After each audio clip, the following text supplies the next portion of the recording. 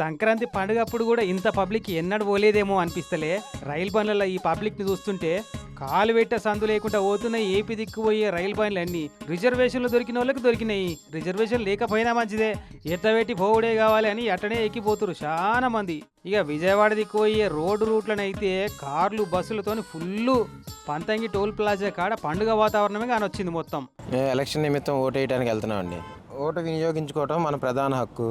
So compulsory మనం vote వేయందే మనం ఏది ప్రశ్నించడానికి లేదు, ఏమీ ఉండదు. కాబట్టి అంత ఖర్చు అయినా సరే అందరం ఫ్రెండ్స్ ఫ్యామిలీ అందరం కలిసి ఓటు వేయడానికి బయలుదేరాం. ఓట్ల దెబ్బకు పట్నం సగం పడ ఖాళీ అవుడుతోని రోడ్ల మీద ట్రాఫిక్ తక్కువైపోయింది. ఇక సందట్ల సడేమియా లెక్క ఇదే సందని అడ్డగోలుగా దండుకుంటున్నారట ప్రైవేట్ ట్రావెల్స్ బస్సులలో అయితే. మరి ఓటర్ లిస్టుల పేర్లున్నోళ్లకు ఫోన్ల మీద ఫోన్లాయే. ఏనాడు ఫోన్ చేయని వాళ్ళు కూడా బాబాయ్ నేను బాబాయ్ గుర్తుపట్ల పిన్ని ఎల్లుండే ఓట్లు మీరు కూడా తప్పకుండా రావాలి.